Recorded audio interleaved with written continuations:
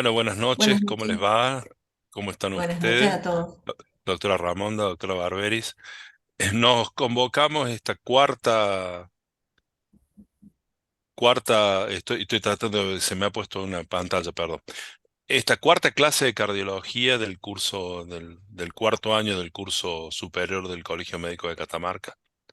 En este caso va a hablar una amiga, la doctora Ramonda, conocida y afamada cardióloga de nuestro medio, que va a hablar de un tema hiper de moda, hiper de moda. En los años anteriores este tema ya fue abordado también, así que nos va a servir de repaso y de update de lo que se está usando actualmente. Como es un tema tan de moda, cambia continuamente y cada tanto tenemos que volver a él.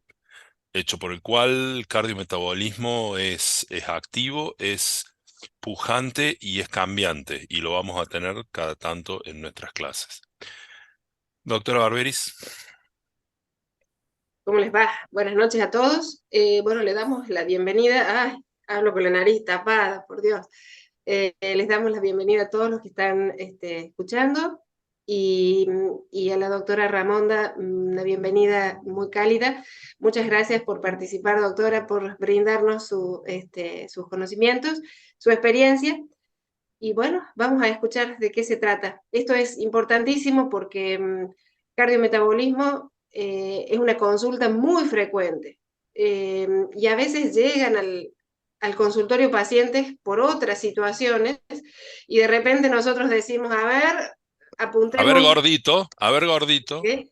Apuntemos un poquito este tema, y empezamos, y de paso vamos a controlar un poquito colesterol, hormonas, triglicéridos, bueno, así que tanto la parte clínica como la parte cardiológica, como en otras especialidades, el paciente que nos llega, eh, la observación principal del paciente tiene que ver con la parte metabólica.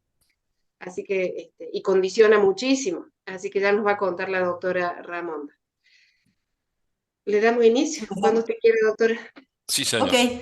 bueno, justamente el cardiometabolismo es fundamental ahora por he buscado la última encuesta de factores de riesgo y la última que encontré fue del 2018, donde dice que el sobrepeso y la obesidad aumentó al 61%, el consumo de tabaco bajó con respecto al 2005 y el 2018, la diabetes aumentó en un 12%, el consumo excesivo de alcohol aumentó, en realidad subió al 13%. Entonces todas estas condiciones más... ¿cómo puedo hacer, Lore, para sacarme y yo poder ver toda mi pantalla? A ver, quiero verme. Estás No quiero- viendo ahí toda la está, pantalla. ahí estoy. Vos tenés ¿Me, que me mover escuchan bien? sí, vos tenés que mover tu Bien. pantalla. Vos solo podés poner donde no te moleste. Ah, bien, bien, bien, porque quiero ver La yo. podés Ahí. poner libremente. Perfecto, listo. Dale, Entonces garro. nosotros, como consecuencia de todos estos factores de riesgo que están muy en vigencia, tenemos el síndrome de Riven o el síndrome metabólico, que fue descrito en 1988 como un conjunto de condiciones clínicas que aumentan el riesgo cardiovascular, entre las cuales están la tensión arterial elevada, más de 1385, la circunferencia abdominal a nivel del ombligo, mayor de 112 en el hombre y 88 en la mujer, se mide con un centímetro que no se extienda y en expiración. El diámetro de cuello es también muy importante cuando tenga más de 43 centímetros en el hombre y en la mujer más de 40,5, nos tiene que hacer sospechar la presencia de SAOS, de síndrome de apnea obstructiva del sueño. Otro punto muy importante es el tema de la bioimpedancia, porque nos permite diferenciar entre el peso magro y el peso graso, ¿no? Porque no todos los gorditos tienen la misma cantidad de peso magro y graso. En el hombre tiene que ser inferior al 25% y en la mujer menor al 33%. Los parámetros de laboratorio que forman parte de este síndrome son los triglicéridos, más de 150 miligramos por ciento, o pacientes en tratamiento. El HDL, la lipoproteína de alta densidad, tiene que ser menor a 40 en el hombre y menor a 50 en la mujer. Y obviamente la glucemia en ayunas mayor a 110. Es muy importante, entre los parámetros, el índice de masa corporal, cuya fórmula consiste en el cociente entre el peso y la altura al cuadrado. Ahí están más o menos, dicen, el índice de masa corporal deseado 18 a 24,9, sobrepeso de 25 a 29 y obesidad más de 30. Aquí tenemos, esto es muy importante porque la obesidad no es tan solo en adultos, sino también que se presenta en los niños, y tenemos que tener en cuenta que en los niños no es como nosotros, sino que nos tenemos que llevar por los percentilos. El peso escaso en el niño es menor a 5, el peso normal, percentilo entre el 5 y el 85, riesgo de sobrepeso 85 a 90 y sobrepeso mayor de 90. Bueno, lo otro lo conocemos todos, vamos a avanzar. Esta es una imagen de una resonancia nuclear magnética donde se puede observar que en un hombre de 67 años con un índice de masa de 25 tiene más grasa visceral que un paciente de 53 años con un índice de masa de 30. Entonces, esa es la importancia de la diferencia entre el peso magro y el peso graso. Pero no todos contamos con la bioimpedancia, pero si nosotros tenemos el centímetro y medimos, eso es uno de los parámetros más significativos y orientadores. Aquí, por ejemplo, tenemos factores genéticos y el estilo de vida. Nosotros tenemos como factor genético el genotipo ahorrador. Son genes capaces de asegurar una buena reserva de glucógeno en el músculo y y triglicéridos en tejido adiposo. Eran los sustratos que requerían los hombres del Paleolítico para poder vivir en un sitio muy hostil, sin disponibilidad de alimentos. Pero nosotros tenemos otra realidad, tenemos el mismo genoma con otra realidad. Por eso, esto favorece a la resistencia a la insulina, el aumento de los ácidos grasos libres y el desequilibrio de las citoquinas, que nos determinan todas estas patologías que vemos aquí. Nos determina la diabetes, la intolerancia a la glucosa, las dislipemias, la hipertensión, trombolisis. Bueno, eso lo vamos a seguir viendo. Otra cosa muy importante es, en cuanto a la parte de los genes, la malnutrición del niño en las primeras etapas de vida. Por ejemplo, especialmente en el momento intraútero, como una madre hipertensa, una madre diabética, un feto de bajo peso. Eso es uno de los factores muy, muy importantes. El diagnóstico, ahora vamos a hablar sobre la diabetes. A mí me encanta este criterio de la Sociedad Americana de Diabetes, donde indica que se considera diabetes una glucemia en ayunas mayor de 126. Y después de dar una sobrecarga oral de glucosa de 75 gramos, a las 2 horas que el paciente tenga más de 200 miligramos por decilitro de glucosa. El resto son intermedios, se considera entre 100 y 126, glucemia basal anormal. Ya hay que abrir el ojo. Entre 140 y 200, una intolerancia a la glucosa, ¿sí? Estos son otros criterios del síndrome metabólico, como son obviamente la adiposidad, los marcadores del tejido adiposo, la resistencia a la insulina, la disfunción endotelial y la inflamación y trombosis. Bueno, estos son todos los marcadores que vamos a ir viendo a medida que va avanzando la charla. Esto es muy importante porque explica la relación del sobrepeso y la obesidad, que aumenta el riesgo de enfermedades cardiovasculares, incluso en ausencia de anomalías metabólicas. Aquí podemos ver en la franja gris que tenemos que es el peso normal, en la franja celeste tenemos el sobrepeso y arriba la obesidad. Y cómo la progresión de la enfermedad coronaria, la enfermedad cerebrovascular y el fallo cardíaco, cómo aumentan a medida que su frecuencia, a medida que aumenta el peso. Y es muy marcado, como pueden observar, la desviación de la flecha en el fallo cardíaco.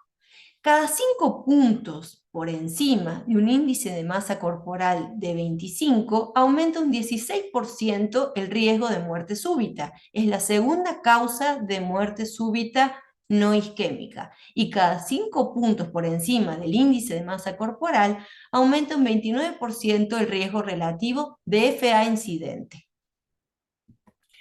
Esto es el mito de pacientes obesos metabólicamente sanos. Esto es un estudio que se hizo en 1,5 millones de pacientes, eh, hombres y mujeres de la raza blanca. A la derecha tenemos a los hombres blancos, donde se puede observar que a partir de los 32 de índice de masa corporal, cómo asciende la curva de mortalidad, siendo en la línea azul tenemos sujetos sanos sin haber fumado, que nunca fumaron, y en la línea amarilla los sujetos, todos los sujetos. Y se puede observar de la misma manera cómo se incrementa la mortalidad, llegando a un 2,9% en el varón. Y en la mujer es la misma curva, las mujeres que no fumaron nunca y todas las mujeres abajo, y llega hasta un 2,5%. Esto se refiere, la lipólisis de novo normalmente se produce en el tejido adiposo o en el linfocito. Esto, en este tipo de condiciones donde hay un riesgo cardíaco elevado por insulinoresistencia, diabetes, obesidad, al ingerir hidratos de carbono, una dieta rica en hidratos de carbono, se produce a nivel hepático una nueva generación de ácidos grasos con síntesis de triglicéridos, síntesis de proteínas de baja densidad, y las cuales son secretadas, esas proteínas de baja densidad, a la circulación. A su vez, bueno, se van a dirigir hacia el tejido adiposo, hacia el músculo, hacia el tejido celular subcutáneo, hacia el perivascular, bueno, a todos lados. Esta es una vía metabólica compleja por la cual se sintetizan moléculas complejas a partir de moléculas simples. Lo que es muy importante recordar el tema puntual de la fructosa, porque la glucosa sí se metaboliza por el hígado, en cambio, se puede absorber a través del intestino. Y la fructosa es independiente de la insulina y produce lipogénesis de novo siempre. Por eso siempre se le recomienda al paciente evitar los jugos de frutas. ¿Por qué? Porque lo único bueno de la fruta es la fibra. Si uno la muele, o sea, la licúa, produce jugos exprimidos o licuados, se pierde la fibra, entonces directamente esa azúcar, la fructosa, va al hígado. ¿Y qué pasa con esa distribución de los ácidos grasos? Se van a depositar fundamentalmente en el hígado, en el epicardio, en el celular subcutáneo, a nivel visceral. Y ahí tenemos, ese es el tejido adiposo blanco. Tenemos el tejido adiposo marrón, que lo podemos observar en la zona del cuello, cerca de los huesos. Eso es más bien para la termogénesis y es mucho más frecuente en los fetos. Esto se refiere a cuando aumenta de peso el paciente, se produce la lipogénesis de novo. En estas situaciones clínicas, no es solamente en el aumento de peso, en la insulinoresistencia, en la diabetes, donde aumenta el tejido adiposo. ¿Qué es lo que pasa? Se producen hipertrofia e hiperplasia de los adipocitos, con una angiogénesis. Esta hiperplasia, esta expansión es tan importante que tiene falta de oxígeno, tiene hipoxia. Entonces los adipocitos periféricos empiezan a morir, se produce la necrosis de esos adipocitos con la secreción de citoquinas proinflamatorias, la liberación de la proteína quimoatrayente de macrófagos, las adipocitoquinas, el factor de necrosis tumoral alfa, las interleuquinas, la leptina. La leptina en realidad viene del griego, que es delgado, ¿no? Porque la leptina normalmente, ¿qué es lo que hace? Es estimular al cerebro para evitar el apetito. Lo que hace es dar la sensación de saciedad. Pero acá, y la leptina va, a medida que crece el tejido adiposo, aumenta el nivel de leptina, pero tenemos una resistencia a la leptina. El factor ese de necrosis tumoral alfa lo que hace, bueno, produce interleuquina 6, interleuquina 8, que aumenta el riesgo cardiovascular, aumentando los triglicéridos, las lipoproteínas de baja densidad y la resistencia a la insulina. Y produce una menor translocación del GLUT4, que el GLUT4 es una proteína que permite la entrada de la glucosa al músculo para la formación de ATP. Y las adipocitoquinas son, ya hablamos de la leptina, la adiponectina. La adiponectina normalmente sirve para, es producida también por el adipocito y produce oxidación de ácidos grasos, disminución de los triglicéridos y sensibilidad a la insulina. Todo esto está enfermo, todo esto está muy inflamado y, por supuesto, disfuncionante. Y hay un factor de crecimiento endotelial vascular que también favorece a la nueva formación de vasos y disfunción metabólica. En este caso vemos al al receptor de la insulina que está enfermo, hay una disminución de la acción de la tirosina sinasa, que son proteínas que se encuentran en la superficie celular, que sirven para la comunicación, función, maduración y metabolismo. Pero esto es lo importante saber es que esa tirosina sinasa puede volver a su valor normal o a funcionar correctamente si el diabético baja de peso, vuelve, o sea, vuelve a tener el normopeso. Igualmente mejora en el obeso. Entonces, por todas estas cuestiones, donde el tejido adiposo va creciendo, se hace hiperplásico, hipertrófico, ya hablamos de la hipoxia, hablamos del estrés oxidativo, el aumento de las citoquinas proinflamatorias, la disminución de las antiinflamatorias, todo esto nos lleva a una disfunción endotelial, resistencia a la insulina y diabetes. Esto se refiere al hígado graso no alcohólico, porque hemos hablado que los lugares donde más se deposita, bueno, uno de los principales es a nivel hepático, donde nos produce este hígado graso, que tiene distintos grados. Este es el score para su determinación, donde se tiene en cuenta el índice de masa corporal de la persona, la edad de la persona, si es diabético o si tiene síndrome metabólico, y las distintas conductas. Si es un riesgo bajo simplemente se sigue. Si es un riesgo intermedio, donde tiene un índice de masa corporal mayor, una edad mayor de 40 años, con diabetes y síndrome metabólico, es intermedio y se hace una elastografía. Y también hemos visto que se hacen resonancia, bueno, en el último también. Alto riesgo, con las enzimas hepáticas elevadas, plaquetas bajas, los scores elevados, se hace la elastografía. Considerar biopsia. ¿Qué es lo más importante de esto? Hay muchos pacientes que tienen transaminasas normales, pero si es un obeso que tiene eh, un perímetro de cintura, como hemos descrito, y tiene insulinoresistencia, entonces es muy probable por la lipogénesis de novo que este paciente tenga hígado graso. Muchos pacientes se resisten, pero bueno, hay que hablarles, decirles la importancia de la ecografía. En diabéticos la frecuencia es de un 70%, con un riesgo de una enfermedad progresiva hepática y hepatocarcinoma. Eso es muy importante. El descenso de peso de un 5% disminuye la grasa, el descenso de un 7% la inflamación y el descenso del 10% empieza la reversión de la fibrosis.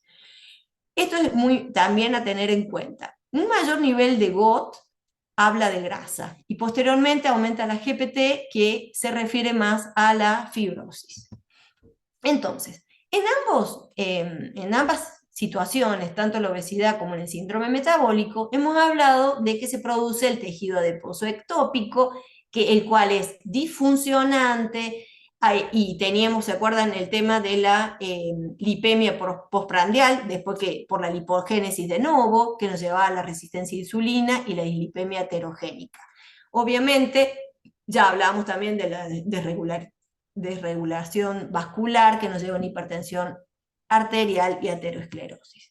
Entonces, esos adipocitos magros, con los alimentos ricos en calorías, se convertían en adipocitos enfermos, mediados por las citoquinas proinflamatorias, llevan a esa inflamación sistémica, que van a actuar a nivel del endotelio, del hígado, del músculo y a nivel pancreático. A nivel pancreático se produce la necrosis de las células beta.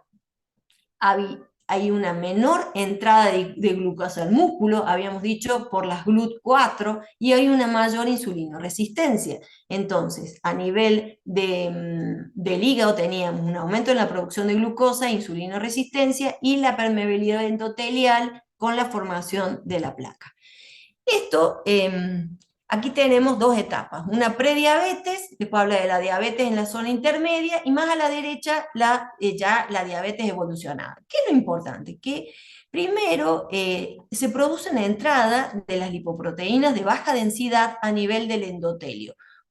Y esas están poco oxidadas, esas lipoproteínas. Con el tiempo, esas lipoproteínas sufren una mayor oxidación y se produce y estimula la adhesión de los monocitos que van a entrar a nivel subendotelial con una acumulación lipídica.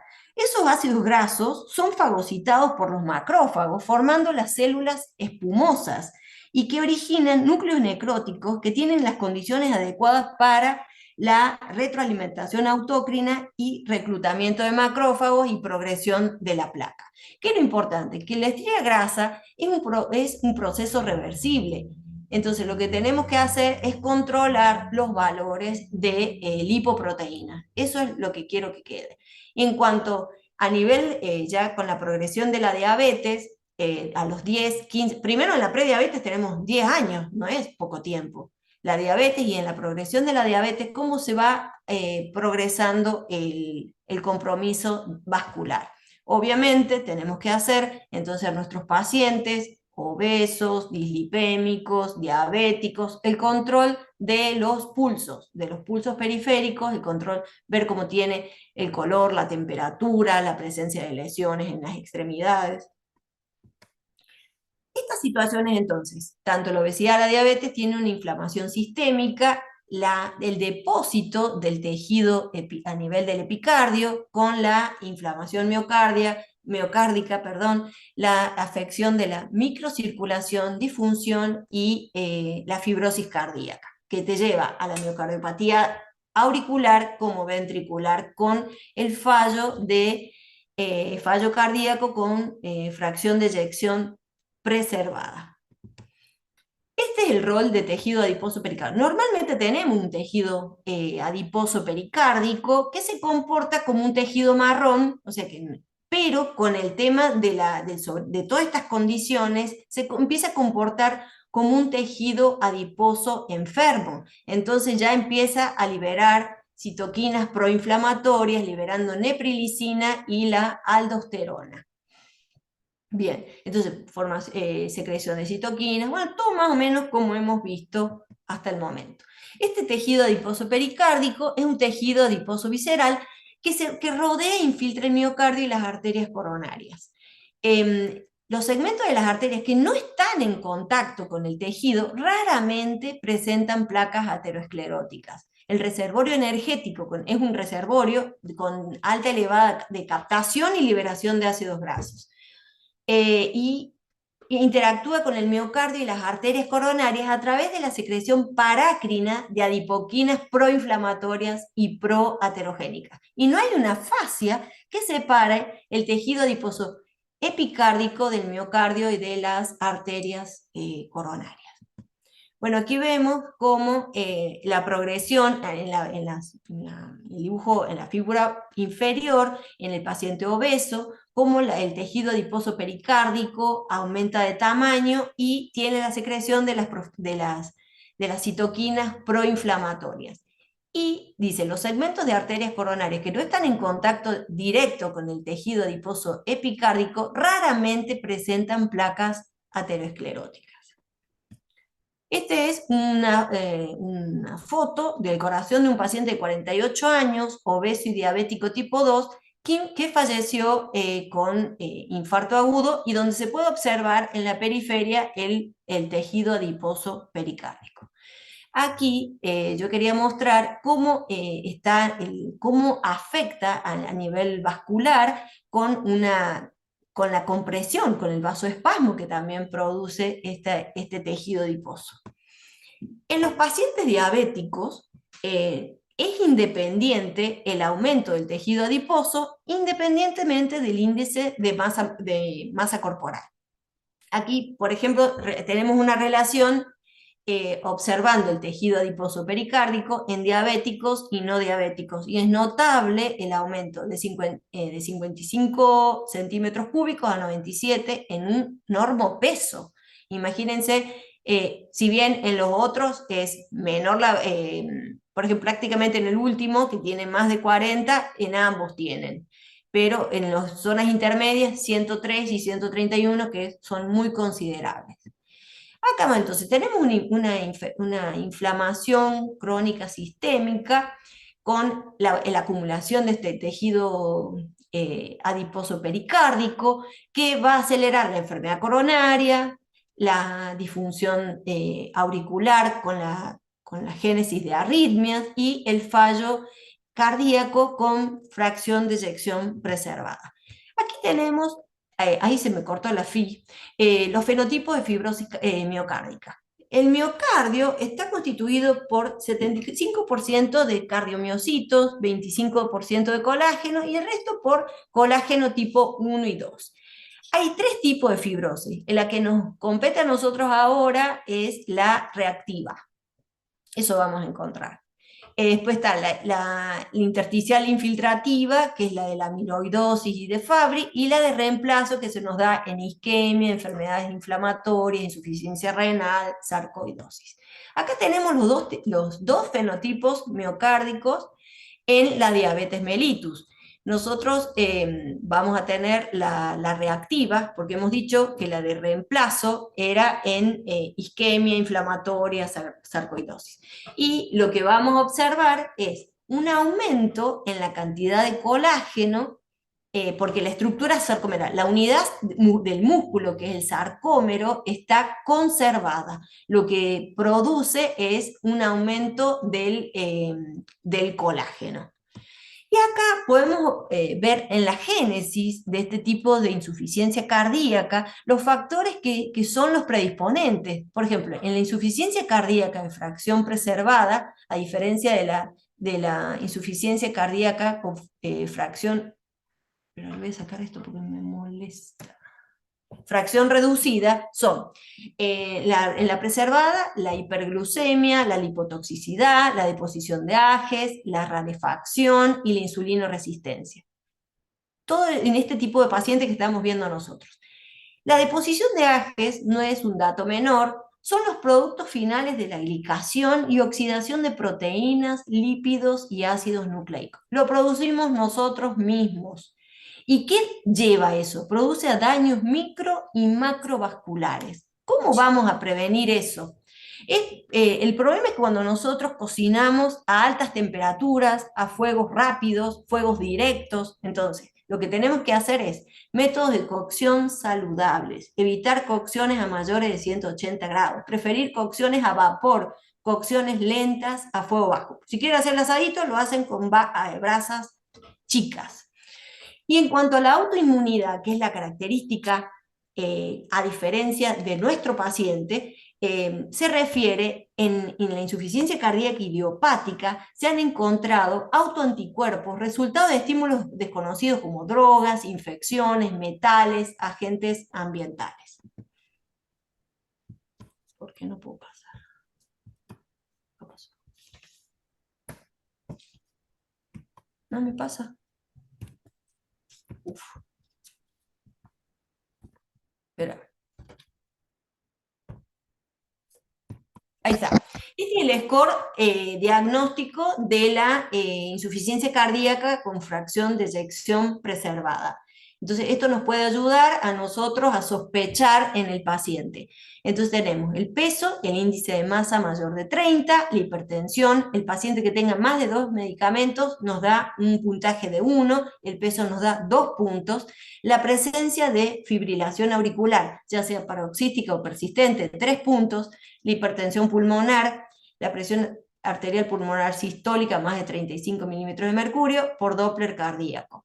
Después, en la edad y la presión de llenado, que lo podemos determinar a través del Doppler tisular, que sea una E mayor a 9, nos da un punto. Y abajo podemos observar, de acuerdo al puntaje, la probabilidad de la insuficiencia cardíaca de fracción preservada. Por ejemplo, los 7 puntos nos da alrededor de 0,95 riesgo o sea, posibilidad de tener una insuficiencia cardíaca con fracción de eyección preservada. Aquí podemos observar que al medio están todos los factores de riesgo que hemos hablado: la dieta inadecuada, el exceso de alcohol, la diabetes, el cigarrillo, y a la izquierda tenemos el QRS fragmentado. El QRS fragmentado es la presencia de divisiones o subdivisiones a nivel del QRS y que son indicativos. Ya vamos a verlo porque saqué una foto para que se nos grabe. La presencia de fibrosis, la remodelación de los canales iónicos, que lo que produce es un retardo de la velocidad y amplitud de despolarización, una disminución de la excitabilidad y una disminución de la velocidad de conducción. La disminución de las proteínas conexinas, eso es ocasionado por la hipoxia. Las proteínas conexinas son las responsables de formar los canales gap a nivel de la pared de la membrana, que son los que se encargan de realizar los intercambios químicos y eléctricos a través de intercelular.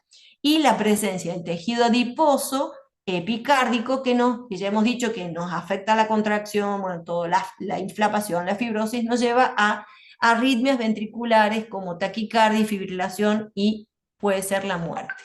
En cuanto a la remodelación de la aurícula, tenemos también la fibrosis, una mayor expresión de los receptores endoteliales. Nosotros sabemos que el endotelio tiene una función protectora, porque libera hormonas como la endotelina, el óxido nítrico, la leptina y las moléculas de adhesión. Que cuando esto está enfermo, como en este caso, se produce todo lo contrario. Hay una vasoconstricción, mayor permeabilidad vascular y la formación de ateromas.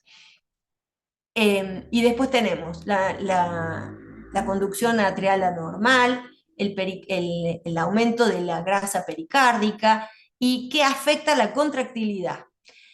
Todo esto también es un sustrato proarrítmico y con la generación de la fibrilación auricular. Bueno, ahí abajo dice cómo hay que hacer para mejorar esta situación: bajando la presión, mejorando los lípidos, control glucémico, disminuir los síntomas y tratar de revertir la arritmia. Esto es lo que yo me refería acá arriba sobre la fragmentación del QRS, que se asoció a un mayor número de anormalidades en la perfusión y función ventricular que la onda Q. Y en pacientes sin bloqueo de rama puede sugerir un IAM silente. Esta especificidad es comparable a la de la onda Q en derivaciones anteriores, pero es menor en las derivaciones laterales e inferiores. Si se suman ambos signos, se obtiene una sensibilidad del 91%. Esto es cuando ya hemos descartado otras causas y para tratar de determinar si se trata de un fenotipo restrictivo con una fracción de eyección preservada. Uno de los elementos que tenemos es el ecodoppler, y sobre todo ay Dios, ¿cómo se llama? El tisular, por Dios, el tisular. La fracción de eyección mayor al 50% con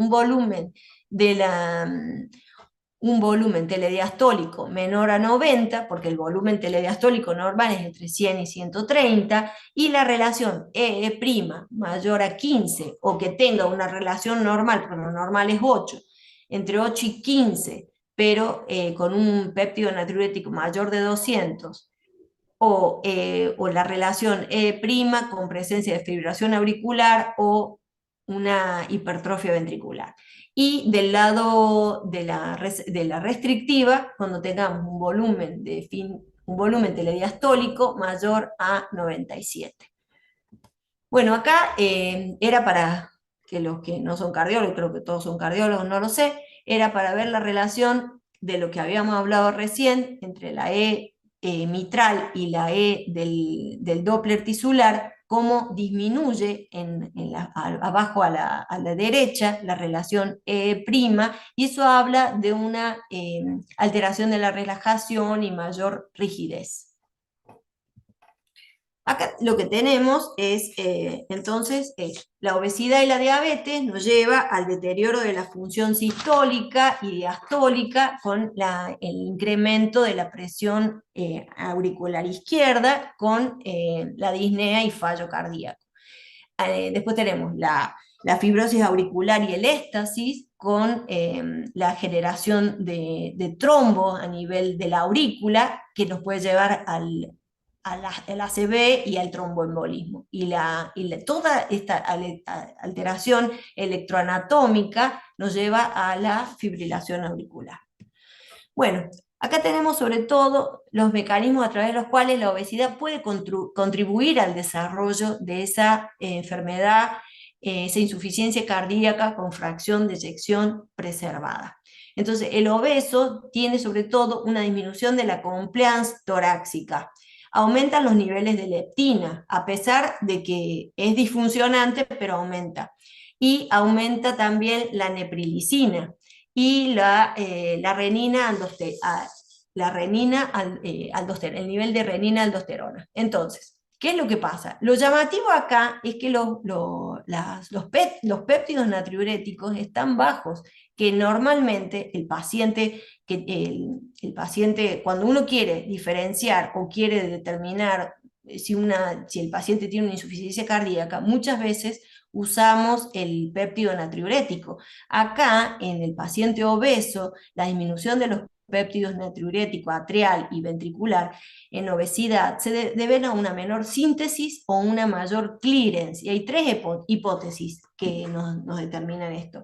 Son la disponibilidad reducida de formas activas, in vitro el adipocito humano inhibe la liberación de leptina y ambos péptidos natriuréticos. El descenso de peso mejora los valores del péptido natriurético NT-proBNP. Ambos, el BNP y el NT-proBNP, son inversamente asociados a la grasa visceral. Mientras más gorditos seamos, tenemos menos péptidos natriuréticos. Y los péptidos natriuréticos justamente son los protectores y están asociados a la grasa visceral y hepática y positivamente asociados a la grasa inferior. Entonces, como consecuencia de esta activación del sistema renina-angiotensina-aldosterona, obviamente va a haber un aumento del volumen plasmático, aumento del sodio, retención de sodio, obvio, y la inflamación. Y también el tema la disminución de los péptidos, hay una mayor fibrosis cardíaca, renal y rigidez arterial. Bien. Entonces, esta obesidad central aumenta la presión intraabdominal, hay un aumento de la leptina, activación del sistema nervioso simpático y las neprolicinas. Entonces, activa el sistema renina-angiotensina-aldosterona, aumenta la inflamación con aumento de la presión y la disminución de los péptidos natriuréticos. Bueno, entonces aquí tenemos las vías fisiopatológicas que contribuyen al desarrollo de la fracción de la insuficiencia cardíaca con fracción de eyección preservada. Entonces, la restricción a nivel pulmonar, la restricción de la pared torácica, capacidad vital reducida, ventilación y función deterioradas, apnea obstructiva del sueño y hipertensión pulmonar. En el corazón, la lipotoxicidad miocárdica, directa e indirecta, empeoramiento de la mecánica cardíaca por todo lo que hemos dicho, la disfunción diastólica, aumento de las presiones de llenado con sobrecarga de volumen, aumento de la poscarga. A nivel del hígado, la enfermedad del hígado graso no alcohólico, que promueve al estado inflamatorio generalizado, la adiposidad general, ya hablamos, con las citoquinas proinflamatorias, las neurohormonas adversas, a nivel de riñón, efectos tóxicos directos de la grasa, a nivel perirrenal también, glomeruloma con disfunción glomerular, y en el músculo esquelético era disminución del transporte de oxígeno, disfunción mitocondrial porque no puede entrar la glucosa al músculo, aumento de la infiltración adiposa, y todo esto nos lleva a la fracción de eyección, la insuficiencia cardíaca con fracción de eyección preservada. Aquí podemos observar cómo este tipo de insuficiencia cardíaca aumenta con el índice de masa corporal. Acá tenemos es un aumento progresivo. Y acá podemos diferenciar la mortalidad cardiovascular en pacientes con bajo peso y peso elevado. Cuando es de peso normal abajo, la mortalidad es más por razones no cardiovasculares. En cambio, cuando es en sobrepeso y en obesidad, es por causa cardiovascular. Entonces, los enfoques diagnósticos y tratamiento de esta insuficiencia cardíaca, lo que tenemos que hacer es el tratamiento sintomático, obviamente tratar los factores de riesgo, tratar las comorbilidades y la cardiomiopatía, si hay algo asociado, amiloidosis, perimiocarditis, bien. Entonces, a grandes rasgos, lo que se trata de realizar, los objetivos en este síndrome metabólico y obesidad, es el control de la presión, los diuréticos, pero ya vamos a hablar porque hay que tener cuidado, porque muchas veces se utilizan otras drogas antidiabéticas que tienen acción protectora renal, y como las glifosinas, que tienen acción protectora renal y cardíaca, que bajan la presión, entonces tenemos que ser muy prudentes. La revascularización coronaria en pacientes con enfermedad, con cardiopatía, el manejo de la fibrilación auricular para mejorar los síntomas, sin duda, las antagonistas de aldosterona para disminuir las hospitalizaciones, y los bloqueadores de los ARA2, y ahí están los inhibidores de los canales sodio-glucosa tipo 2 y los análogos del glucagón. Bueno, entonces tenemos la obesidad y acá tenemos las comorbilidades. A grandes rasgos, ¿cómo podemos hacer? Cuando tenemos obesidad y desacondicionamiento físico, es la restricción calórica y el ejercicio. Para la diabetes, obviamente la dieta, la metformina es la estrella, y es ISGLT2 y los análogos del glucagón. En la deficiencia de hierro, suplementos de hierro, el tratamiento de la hipertensión pulmonar, la hipertensión arterial también, fundamentalmente con los IECA, los ARA, los bloqueantes cálcicos, diuréticos, y en la isquemia, aspirina, estatina, la revascularización. Y en la disfunción renal, reducción de sodio, IECA y ARA, y sobre todo los inhibidores de los canales sodio-glucosa tipo 2. En una revisión sistemática en metaanálisis se ha evaluado los efectos de las intervenciones del ejercicio sin otra intervención para la pérdida de peso y sobre todo para la disminución del tejido adiposo pericárdico. Hubo 10 ensayos controlados aleatorizados con poblaciones de 521 personas con sobrepeso y obesidad, y lo que se pudo observar que el ejercicio general disminuye la grasa epicárdica en 0,82 gramos. Y en ejercicio de resistencia hubo una reducción de 0,83 gramos. Entonces, y como conclusión de este estudio fue que eso fue un estudio en el 2020, que el ejercicio físico, en particular el de resistencia, redujo significativamente la grasa epicárdica, independientemente de la duración de la intervención. Acá hubo una intervención de 2 a 16 semanas y iban más de 3 sesiones a la semana. Bueno, acá, como habíamos dicho, la estrella era la metformina, que lo que hace fundamentalmente evitar lo que nos pasa en la lipogénesis de novo, la neoglucogénesis, la glucogenolisis, mejora el perfil lipídico, mejora el peso corporal, estimula la fibrinolisis.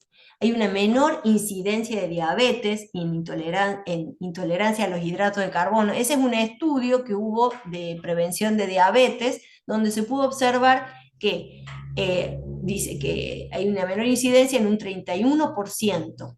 Y también retrasa o previene la diabetes en menores de 60 años con un índice de masa corporal mayor a 35, que es importante en la diabetes gestacional y en realidad después de que nace el niño, obviamente, porque se trata con insulina, y en el ovario poliquístico por la insulinoresistencia de esta entidad. Entonces, se utiliza en insulinoresistencia con disglucemia, no en insulinoresistencia sin disglucemia. Cuando la glucemia es menor a 110, no. Estas serían las indicaciones del cotransportador SGLT2 en insuficiencia cardíaca, porque nosotros habíamos visto aquí que lo usábamos fundamentalmente en la disfunción renal, lo íbamos a usar en los pacientes diabéticos, entonces por eso vuelvo. Y esto es un consenso conjunto entre la SAC y la FAC, donde se recomienda el uso de glifosinas en pacientes diabéticos tipo 2 con alto riesgo cardiovascular o disfunción ventricular asintomática. Dice, para prevenir las hospitalizaciones por insuficiencia cardíaca. Se recomienda el uso de glifosinas en pacientes con insuficiencia cardiovascular con fracción de eyección reducida, con o sin diabetes. O sea que tiene en paciente con alto riesgo, en fracción de eyección reducida, con y sin diabetes. Y el uso de glifosinas en pacientes con insuficiencia cardíaca y fracción de eyección preservada, con deterioro moderado de la función renal.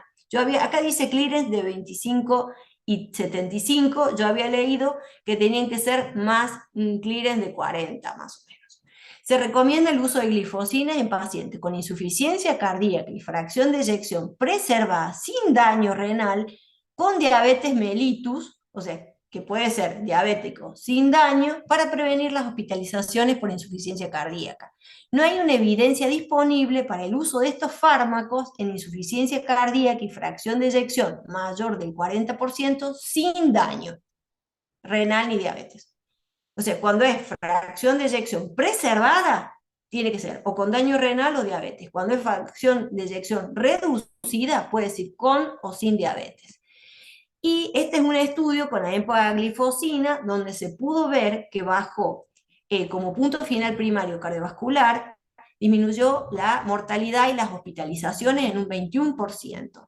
Primer punto final secundario, hospitalizaciones totales, primeras y recurrentes por insuficiencia cardíaca, bajó el 27%. Y segundo punto final secundario, que mejoró la curva de declinación de filtrado glomerular a través del tiempo, fue más lenta.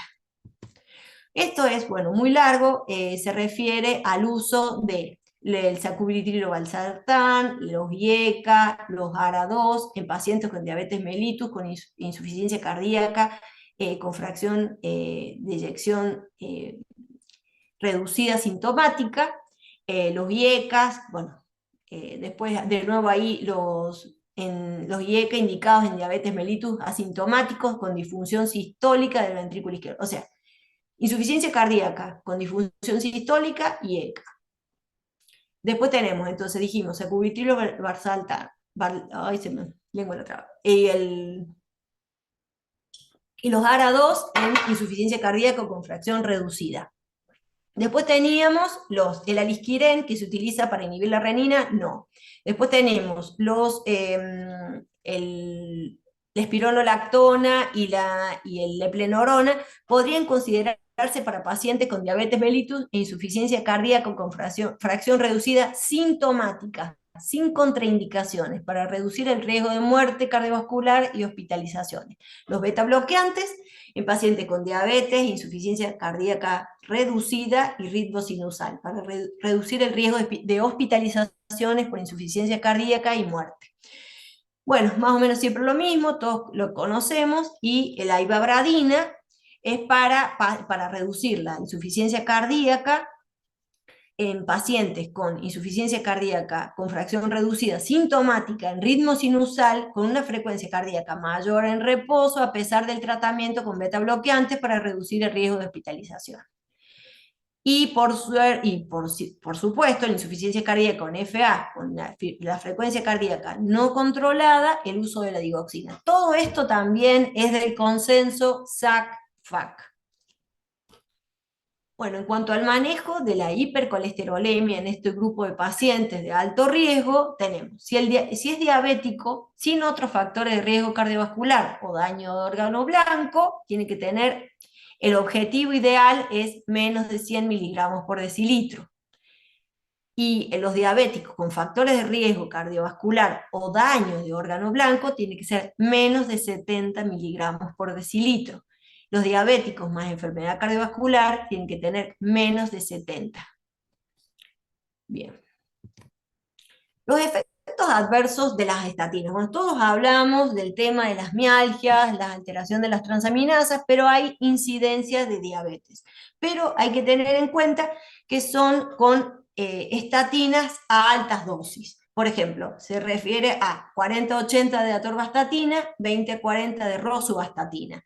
En ensayos se ha observado que las células se hacen más resistentes a la insulina. Entonces, la idea sería usar las estatinas con la menor dosis posible, o sea, la menor dosis efectiva. Bueno, esto es porque voy a presentar un consenso de diabetes de la SAC e insuficiencia cardíaca, donde dice que hay las indicaciones de las estatinas, del tratamiento de la dislipemia, donde nivel 1 son ensayos controlados, nivel 2 cortes prospectivos, o sea que no tienen no son estudios tan controlados, nivel 3 también, o sea, son menos importantes, y grado A es recomendación definitivamente efectiva, grado B probablemente efectiva, y grado C posiblemente efectiva. Entonces, en el manejo de la hipercolesterolemia, se recomienda la gestatina, es 1A, o sea que está comprobado y altamente efectiva. ¿Para qué? Porque lo que nosotros queremos bajar son los LDL. El ezetimibe se utiliza como una herramienta complementaria a las estatinas en caso de no encontrar el objetivo terapéutico. Eso también es 1A, en pacientes diabéticos con una enfermedad cardiovascular establecida. Entonces, primera línea, ¿cuál es? La estatina. La segunda línea, como ayuda si no llegamos a los objetivos en pacientes con enfermedad cardiovascular establecida, el ezetimibe. El agregado de ezetimibe con asociaciones estatinas podría ser beneficioso para alcanzar objetivo terapéutico en pacientes diabéticos en prevención primaria, es C. Dijimos que el C era posiblemente efectiva, ineficaz y peligroso, o sea que eso yo diría que no. En pacientes diabéticos con una enfermedad cardiovascular establecida, se debe considerar el agregado de la medicación monoclonal IPSK, IPSK9, cuando no se ha logrado el objetivo terapéutico. Y también se utiliza en las dislipemias familiares, con la máxima dosis tolerada de estatina y agregado de ezetimibe. O sea, esto sería en un caso cuando, a pesar de todas las medidas, no logramos un control adecuado. En cuanto al manejo de la hipertrigliceridemia, es 1C, entonces habíamos dicho que no era tan bueno. Se recomienda el uso de fibratos con hipertrigliceridemia mayor a 500 para reducir el riesgo de pancreatitis. La adicción de fibratos al tratamiento con estatina se debe considerar en pacientes con diabetes que persistan con el HDL bajo y triglicéridos mayor de 200. Ese es un poco mejor, esa indicación. Bueno, es 2, el otro era 1C y este es 2B. Entonces, fibratos en hipertrigliceridemia por riesgo de pancreatitis, hipertrigliceridemia mayor de 500.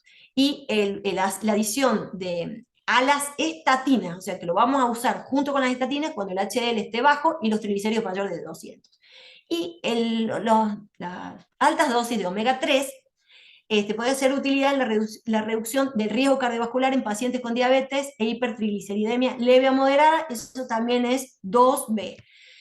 Hubo un estudio, el estudio Yelis, que mostraba que el omega 3 produjo una reducción de la mortalidad cardiovascular en un 19%, pero está muy discutido porque dicen que aumenta el riesgo de FA incidente y de hemorragias, las omega 3, pero es a altas dosis. La dosis de omega 3 es de 1,3 gramos por día.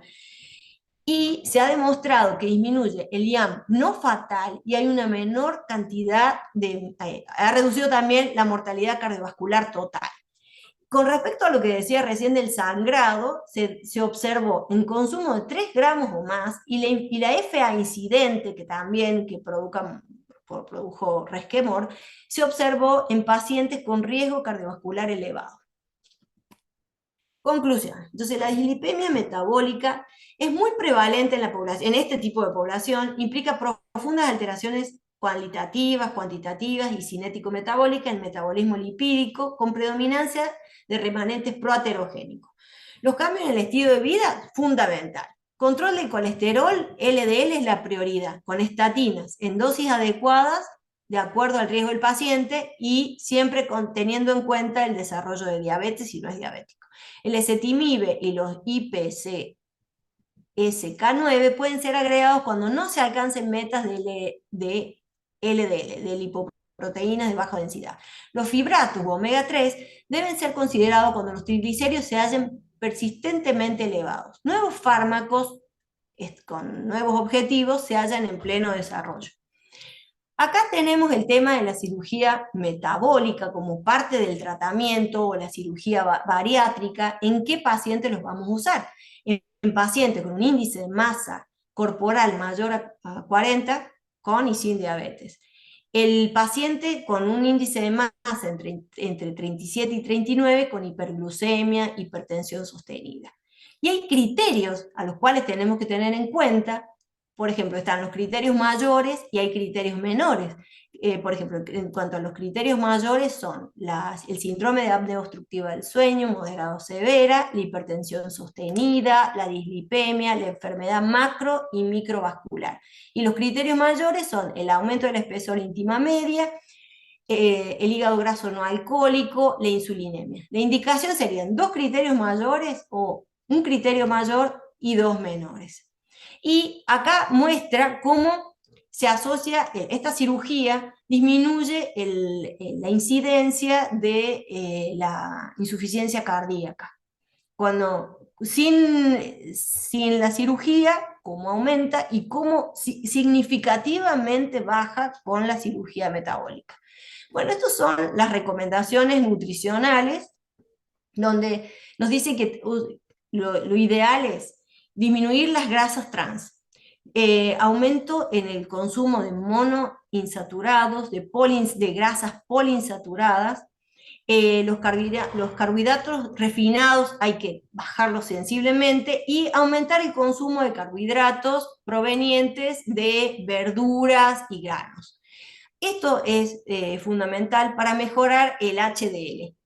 Entonces tenemos las grasas monoinsaturadas que tienen el omega 9, las grasas poliinsaturadas que tienen el omega 3 y el omega 6. Por ejemplo, el omega 3 está presente en pescados grasos, en verduras de hoja, el omega 6 en las semillas, en las nueces, el omega 9 en los aguacates, en los frutos secos, en las aceitunas, en el aceite de oliva. Y aquí están los biofármacos, estos inyectables, que son como última estrategia en pacientes de alto riesgo, con persistencia de lipoproteínas de alta densidad elevadas, que se utilizan en forma subcutánea cada 2 semanas. Son el alicorumab y evolocumab, indicados en hipercolesterolemia familiar y en pacientes con intolerancia en las estatinas. Eso se está haciendo en Estados Unidos y en la Unión Europea, en la aterosclerosis clínica para reforzar las estatinas. Los inhibidores de la proteína, estos inhibidores, que no me sale el nombre, por anticuerpos monoclonales, disminuyen el número de receptores de colesterol unida a las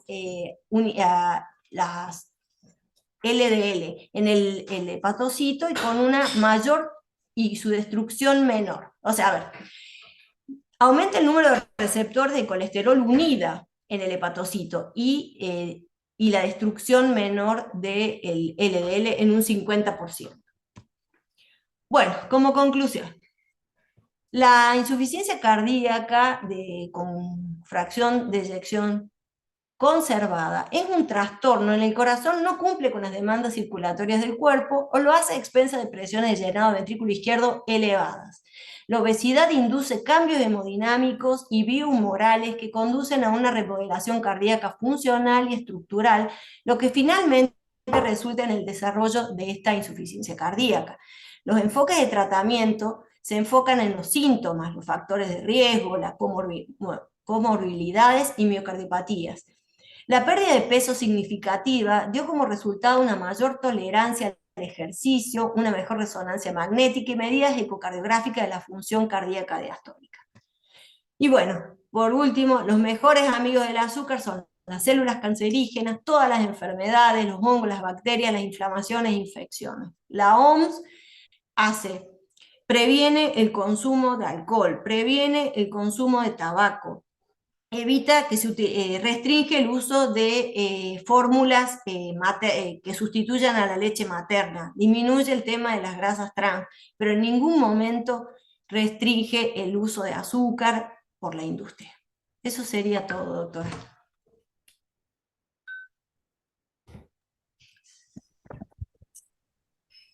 Acá estamos. Excelente, doctora, tu clase. Qué completa. Tremendo, realmente. Hermoso. Hola. Tenemos, mira, hay tantas cosas que nosotros, que quizás no se le da tanta importancia y, y es importantísimo, importantísimo el daño que se produce en todos los sistemas. Entonces, tenemos que darle tanta prioridad al control del metabolismo. Tu clase ha sido fantástica, doctora.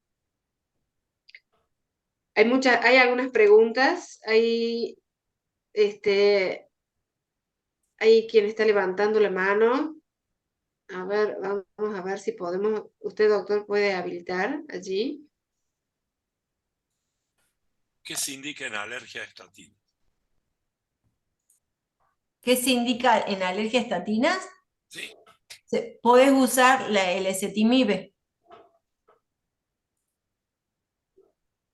Bien, bueno. Ahí tenés felicitaciones, doctora, también. Hay una persona que...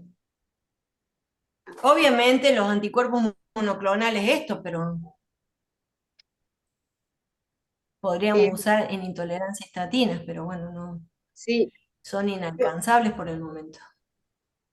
sí, dos palabras te iba a contar de eso, Doc, Dale, de esto de los inhibidores, son proproteínas, como decías vos, que se llaman PCSK9. no me sale. No, es complicado. Es el Evolocumab o Inclisiran. Hay otros también. Sí, se están usando en Estados Unidos y en realidad se utilizan en complemento con las estatinas o con los otros hipoglucemiantes, perdón, hipolipemiantes. Inclusive en las enfermedades, en las hiperlipidemias Familiares. familiares, donde es Sí, sí, muy sí, sí. difícil controlarlos y el daño que producen estos valores tan altos de colesterol y triglicéridos es muy importante. El objetivo principal es bajar las LDL de esta medicación. Y Sí, hay un proyecto, en realidad ya está bastante consolidado en el hospital para trabajar con esta medicación. Por supuesto que creo que el hincapié hay que hacerlo en la medicación más habitual, en lo que tenemos al alcance, porque por allí nos ponemos a volar tan alto y de repente tenemos que buscar lo que tenemos más a mano, que son las estatinas, que son los fibratos y todo esto, y darle a los pacientes, esencialmente los pacientes hospitalarios, lo que es lo que tenemos a mano, ¿sí? Que es lo que les provee el ministerio, y que son muy buenos también. pero en consultorio ahora se va a utilizar este medicamento también en un programa que se está organizando, así que eso es muy interesante para que después lo charlemos más adelante. Cuando eso ya esté bien organizado, por eso quería ver si el doctor Arcuri se sumaba, porque él está en ese proyecto. Bueno, Doc, no sé si tenemos más preguntas, a ver. Lo En que a mí cuanto me gustaría decir, que estuve leyendo mucho sobre la lipoproteína A, porque si bien no se hace rutina, con una vez que lo hagas ya es suficiente. Y por ejemplo, las medidas que se pueden hacer son las medidas básicas, ¿no? Fuera de este tipo de medicación. Por ejemplo, son, podés usar las estatinas, podés hacer el aumento del HDL con las grasas sanas, fundamentalmente, usar todas esas grasas que hemos hablado, em, el ejercicio, la vitamina C está bastante discutida, eh, pero bueno, al menos, sobre todo lo que vos dijiste, la vida sana, eso puede cambiar el rumbo del factor de riesgo que todos tenemos, por antecedentes familiares, antecedentes por condiciones de vida. Nosotros somos los que estamos, forjamos nuestro futuro en base a nuestras conductas, en base a nuestras... y esto es un día a día tratar de mejorar esas condiciones, ¿no? vos sabés que, Doc, hay pacientes que te dicen, bueno, con esta pastilla voy a andar bien. Bueno, no, yo siempre digo, ninguna medicación es milagrosa. Si no hay un cambio de conducta, si no hay un hábito que nosotros vamos a modificar, entonces el tratamiento no es completo, nunca es completo, y quizás no podemos lograr los objetivos. Los objetivos se logran en conjunto. La medicación, que es uno de los pilares, y la conducta del paciente, que es Sí, un cambio de actitud, que es el otro pilar. Este, Acá pregunta a alguien, ¿sigue siendo la de mejor potencia la rosuvastatina que otras estatinas? yo tengo entendido, para mí la mejor es la atorvastatina. La atorvastatina a 80, de 40 a 80. Ajá. Este, Pero es el, bueno, siempre, no sé si alguien discrepa y piensa algo diferente, me comenta, obvio. ¿no? Está muy bien. Doctor, ¿ves alguna otra pregunta?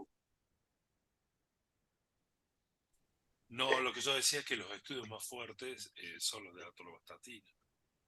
Lo otro, en la práctica diaria no hay mucha diferencia. La rosuvastatina no ha representado ser mejor.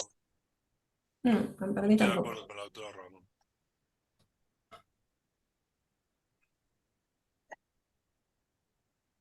Bueno, bueno, creo que estamos con el tema de las preguntas. Doctora, ha sido fantástica tu clase, fantástica. Reducir procesos de inflamación en el sistema y en el cuerpo creo que es lo más importante. Los controles de glucemia eh, también son extremadamente importantes.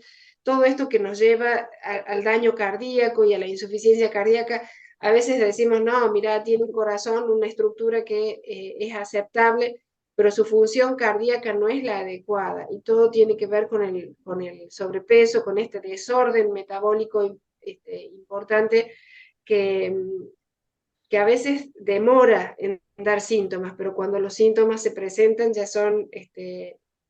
es crítica la situación.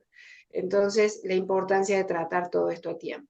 Antes que nos Nosotros en el despidamos, hospital, perdón, dale, dale, nosotros dale. en el hospital, en consultorio, por ejemplo, recibimos muchos pacientes obesos y, y ahora se quiere empezar a implementar el control, nosotros también como cardiólogos, hacer el control de síndrome metabólico, porque, o sea, justamente, ¿qué es lo que estamos haciendo? Es el cardiometabolismo. No podemos hacer oídos sordos, tenemos que levantar las antenas y ayudar a esos pacientes, enseñarles a comer, enseñarles a la importancia del ejercicio, Porque ellos vienen y dicen, soy hipotiroidea, doctora, estoy menopáusica, doctora. No, nosotros vamos a cambiar ese concepto con la gente de cardiología.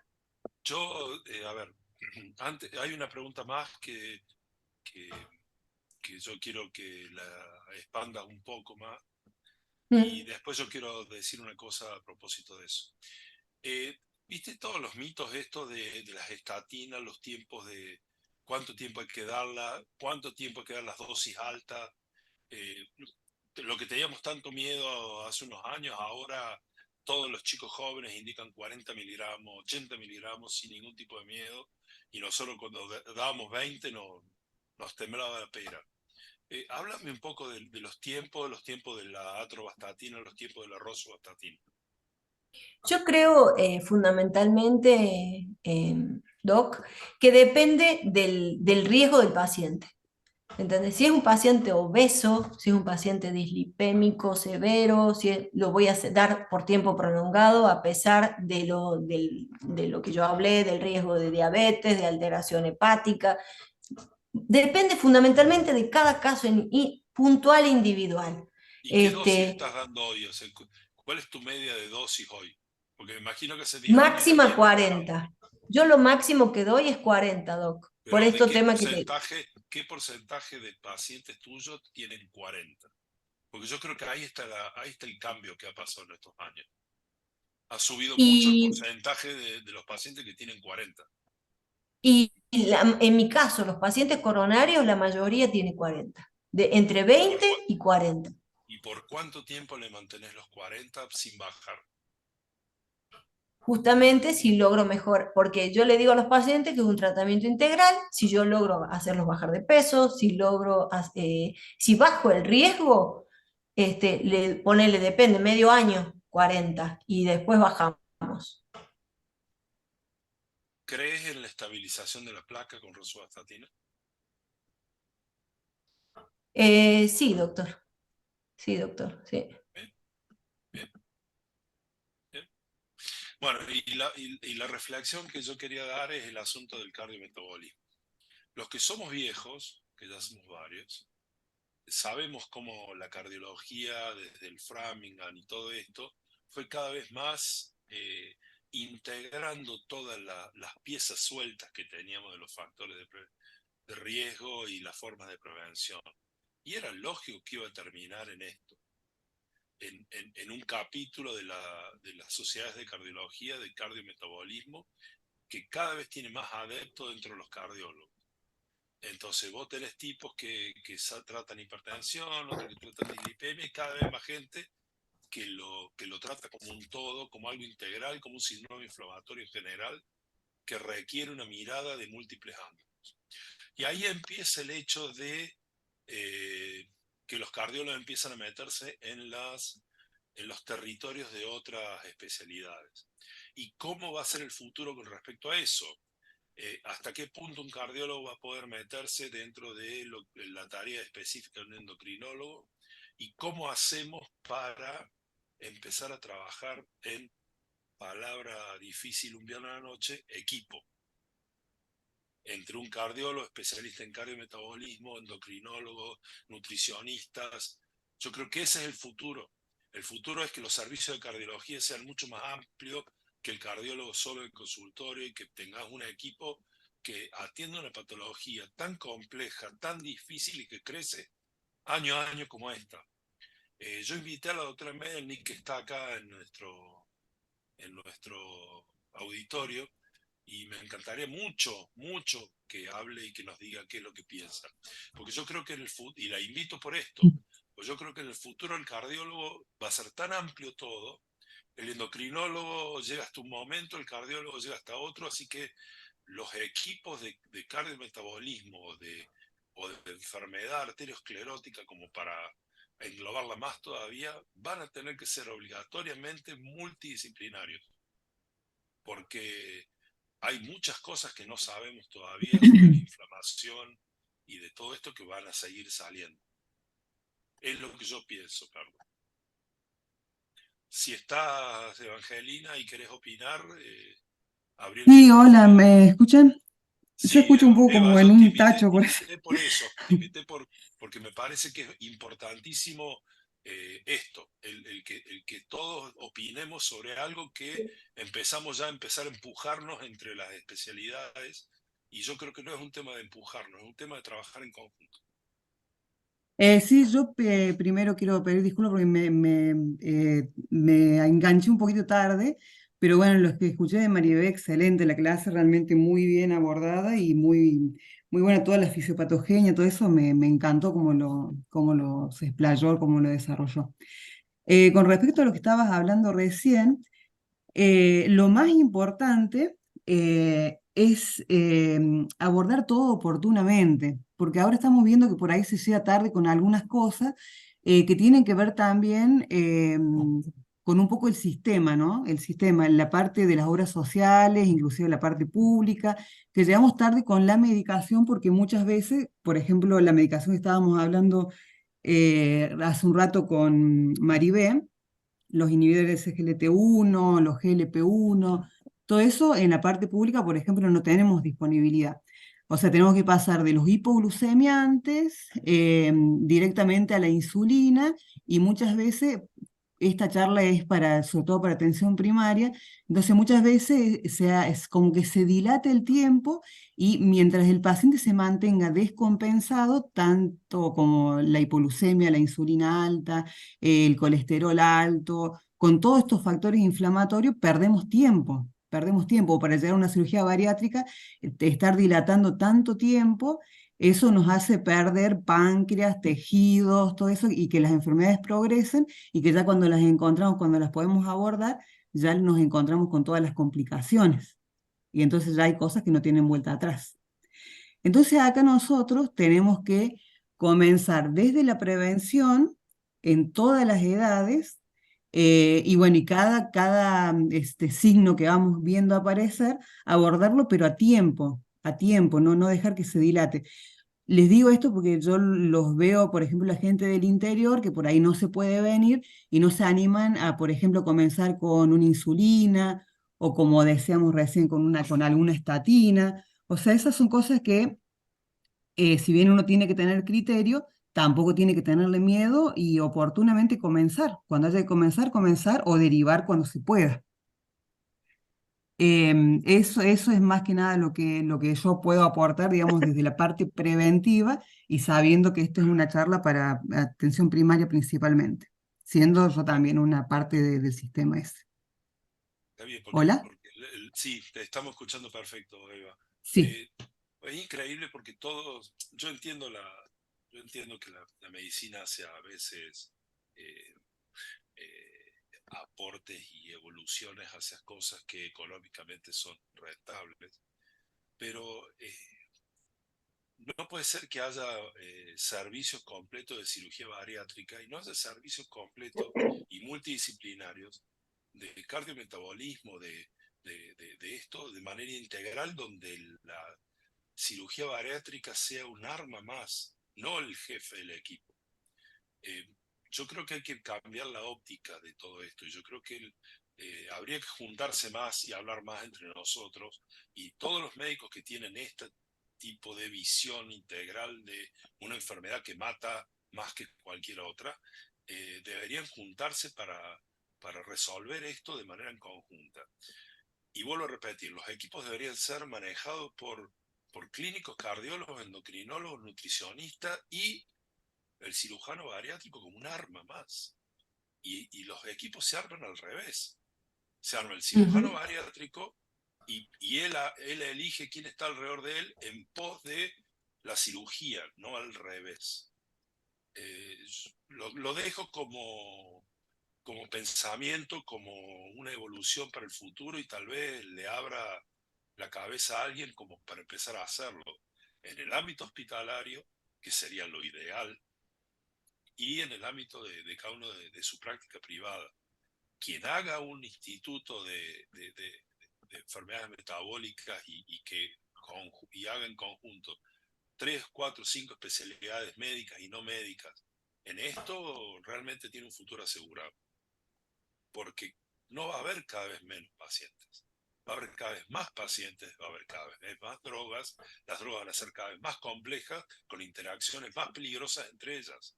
Entonces, es un campo en el futuro invalorable, y para el bien de la salud pública sobre todo. Sí, pero además, Pablo, hay que trabajar en la prevención, hay que trabajar Sin en las duda. escuelas, hay que Bueno, trabajar en la prevención, en la pero mejorar la alimentación. todo va de la mano, Evangelina. O sea, quien tenga esta mirada va a ir a hacer la prevención primaria también. Esto se sabe hace 70 años por los estudios de Framingham, no es nada nuevo. Lo que pasa es que ahora la visión global es nueva, desde los últimos 15 años. Es mirarlo en conjunto, mirarlo como un todo, como una enfermedad inflamatoria sistémica que tiene múltiples órganos de, de foco de enfermedades y distintas, y que se van complementando y complicando un órgano con otro. Nosotros vemos los pacientes al final de su historia, los muy dañados. El tema es que los médicos tienen que estar 30 años antes. Ujú. Sí, totalmente de acuerdo. Yo creo que es un tema a investigar, es un tema a que se junten, a que hablen, a que más unión médica alrededor de estos temas no podría haber, me parece. Nada, Sí, así me es. pongo filosófico los viernes a la tarde, claro, no hablo más. Sí, vos sabés que las charlas de hoy de metabolismo en el Congreso ahora de Cardiología de FAC, se hizo mucho hincapié en el trabajo en conjunto.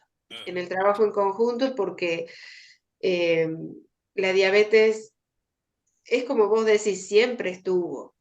El problema es que siempre se llegaba tarde. Entonces ahora el abordaje precoz, como dice la doctora Melnick, primero que es mucho más factible, tenemos más recursos para llegar a esta gente antes de que las complicaciones se instalen.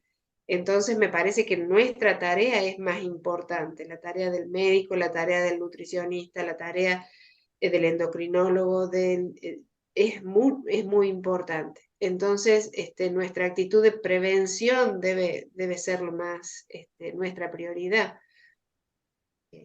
Coincido totalmente con usted. ¿Sabes lo triste que es? Porque me pasó hoy. Pero me imagino que a ustedes les pasa lo mismo con un infartado, les pasa lo mismo con un tipo con Sí. una ACV, o como yo hoy con un amputado, que diga, no, bueno, esto me ha hecho pensar, me voy a empezar a cuidar. Estamos recontra tarde. Ante el amputado, ante el infartado, ante el isquemiado cerebral, ya está tarde. Esa reflexión tiene que ser 10 años antes. Pero los médicos estamos para eso, estamos para educar. Además, perdóname, nosotros hemos visto una alta incidencia de situaciones complejas ya instaladas en gente mucho más joven. Antes, el ingreso al hospital en situaciones agudas como infarto, ACV, isquemia arterial, múltiples situaciones cardiovasculares agudas, era de pacientes añosos. Ahora cada vez más jóvenes es la casuística. Entonces vos decís, algo está fallando. Creo que a todo este desorden metabólico se suma el estrés, un montón de situaciones que colaboran y que va creciendo en el tiempo y que hace que ponga en riesgo a muchísimas personas, mucho más, a más corta edad. Totalmente. Bueno, me pareció espectacular todo. Yo te agradezco ampliamente, Marisabel, realmente impresionante. Y esta, como siempre, y para todos los que quieren volver a ver, va a quedar en la videoteca del colegio para que la vean cuando quieran y repasen los conceptos y respondan el examen. Que el examen es la excusa para que Sencillito. lo vuelvan a ver. No importa, pero es la excusa. Es la excusa para que se interesen en volverlo a ver, en reforzar algunas cosas que se han dicho. para que nos Estas queden clases, algunos estas clases conceptos. quedan para siempre y es un orgullo tenerlas. Yo, de las cosas que más orgulloso me siento es de lo que hemos colectado durante todos estos años del curso del colegio. Y esta va a quedar también.